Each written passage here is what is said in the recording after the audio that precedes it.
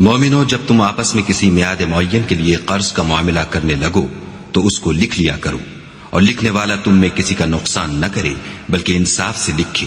نیز لکھنے والا جیسا خدا نے اسے سکھایا ہے لکھنے سے انکار بھی نہ کرے،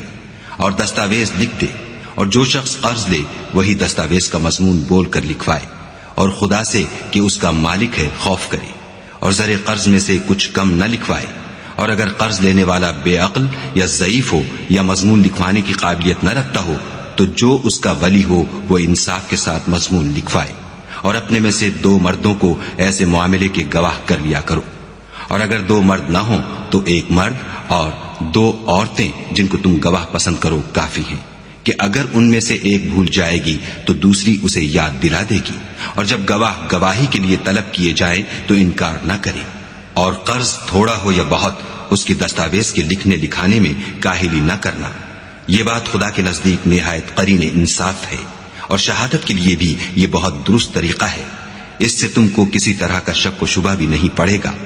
ہاں، اگر سودا دست بدست ہو جو تم آپس میں لیتے دیتے ہو تو اگر ایسے معاملے کی دستاویز نہ لکھو تو تم پر کچھ گناہ نہیں، اور جب خرید و فروخت کیا کرو تو بھی گواہ کر لیا کرو، اور کاتب دستاویز اور گواہ معاملہ کرنے والوں کا کسی طرح کا نقصان نہ کرے۔ اگر تم لوگ ایسا کرو تو یہ تمہارے لیے گناہ کی بات ہے، اور خدا سے ڈرو اور دیکھو کہ وہ تم کو کیسی مفید باتیں سکھاتا ہے،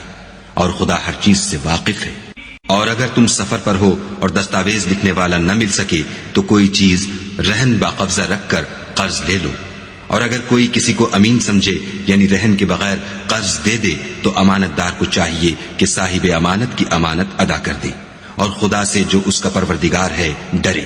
اور دیکھنا، شہادت کو مت چھپانا، جو اس کو چھپائے گا وہ دل کا گناہگار ہوگا، اور خدا تمہارے سب کاموں سے واقف ہے۔